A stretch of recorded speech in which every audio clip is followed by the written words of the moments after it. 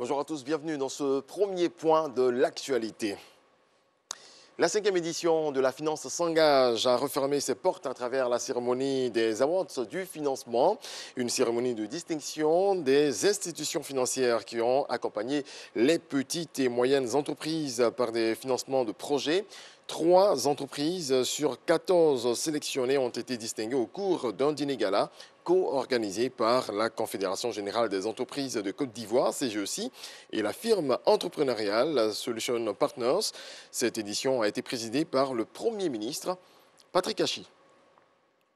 Un concert de réconciliation a eu lieu à Paris samedi dernier. Les chanteurs Lily Jelly et Ovier Can, venus d'Abidjan, et plusieurs autres artistes vivant en France ont fait vibrer leur public. Pour l'occasion, les Ivoiriens ont été invités à s'inscrire résolument dans le processus de réconciliation. Issa Yeo, Walter Amadou Ouattara.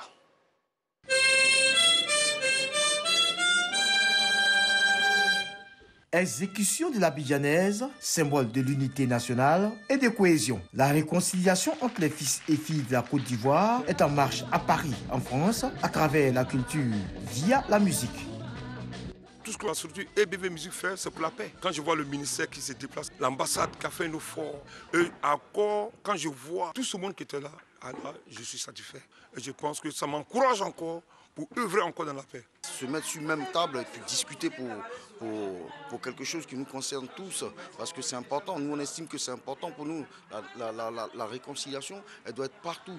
Il faut qu'on vide nos cœurs. Au cabaret sauvage, des artistes Ovier Can et Lily Jelly chantent et font danser leurs fans parisiens.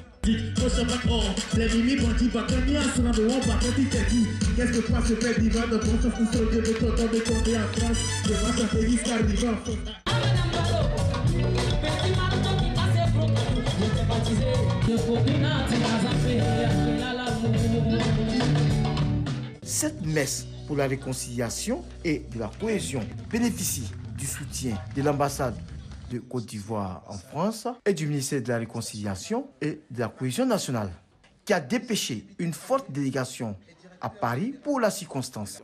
Nous sommes disponibles, disposés à travailler avec tous les Ivoiriens. D'ailleurs, nous avons des rencontres dans ce sens. La rencontre de ce soir n'avait que cet effet-là. Et nous sommes très heureux de voir qu'il n'y avait pas que la Côte d'Ivoire, c'est toute la sous-région.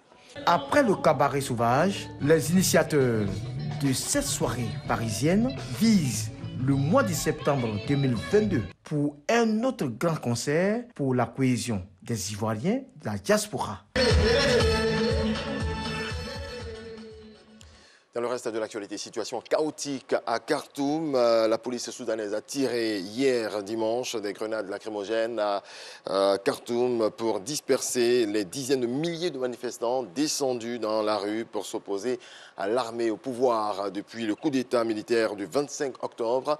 Bilan, plus de 200 blessés, une femme violée, de nombreuses arrestations et de la détermination à continuer de protester. Voilà qui marque la fin de ce rendez-vous de l'actualité. Merci à toutes et à tous de votre attention. On se retrouve